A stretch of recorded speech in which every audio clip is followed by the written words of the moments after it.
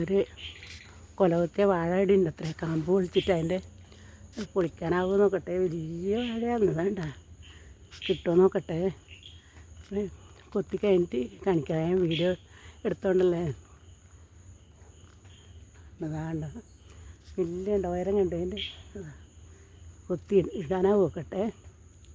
ഉണ്ടാ കൊത്തി താഴെ എത്തിയതാ. കുറച്ച് കൊത്തിയിട്ടാ പകുതി അവിടെ ഉണ്ട്. ഒന്നിച്ച് കൊത്തിയാലും പോയി പോലെ ഉണ്ടാ.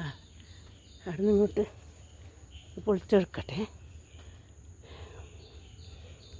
ഉണ്ടല്ലേ ഇത്രയും പണിയെടുത്തിട്ട് ഇത്ര പോലെ കിട്ടിയതാ. ഇതെല്ലാം പിണ്ടിപ്പുഴു വന്നിട്ട് ഉണ്ടായാലും മഞ്ഞ കളറുണ്ടാ. കുറേയെല്ലാം പോയിനി. അത് വന്ന് കൂടിയാലും എല്ലാം പോവും. കാമ്പൊന്നും ഉണ്ടാവില്ല. ഇതിനേക്കാൾ വലിയ കഷ്ണം കളഞ്ഞു. ഉണ്ടല്ലേ അതൊന്ന് വാഴ നല്ല വലിയ വാഴയാണ്. മൈസൂർ വാഴ. എല്ലാ വാഴക്കും ഇതെല്ലാം നശിപ്പിച്ചിട്ടെങ്കിൽ മറ്റേ വാഴക്കും വരും. കുലച്ചാകുമ്പോഴേ എല്ലാം പോവും. പകുതി കൊലയും കൂടെ നമുക്ക് കിട്ടലില്ല. എല്ലാം വീണ് വെറുതെ പോവും. കുറേ മറ്റേ മെരു വന്ന് തിന്നും. അവിടെ ഒരു കൊലയുണ്ട് വലിയത് കണ്ട. അത് വലിയത് തന്നെ അന്നത്തെ പോലെ ഉണ്ടാ. ഇതെല്ലാം തന്നെ കണ്ട.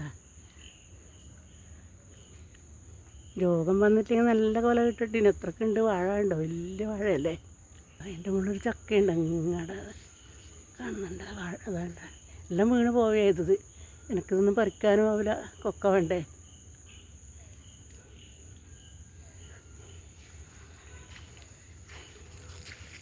കപ്പക്ക പിടിക്കുന്നുണ്ട്. ഉണ്ടല്ലേ രോഗം വന്നിട്ട് എല്ലാം പോയതാണ്. നല്ലോണം വെള്ളം അടിച്ചു കൊടുത്തു വന്നിട്ട് ആ മീലിമുട്ട പോലത്തെ അതുകൊണ്ടെല്ലാം എല്ലാം പോയിനി. എല്ലാം മൂടിയിട്ടുണ്ടായിനി. നന്നായിട്ട് വെള്ളം പൈപ്പിൽ അടിച്ചു കൊടുത്തിട്ടാകുമ്പോൾ എല്ലാം പോയി.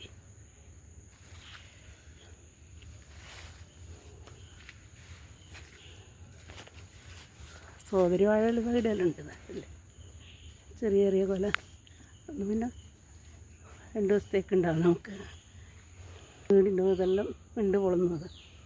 പുളക്കലായി കൊത്തണം. നാളെ കൊത്ത ഉണ്ടല്ലേ. ചെറിയ സോദരി വാഴ നാളെ കൊത്ത. ചെറിയ ചക്കയിടി ഉണ്ട്. 2 ഉണ്ടായിന്.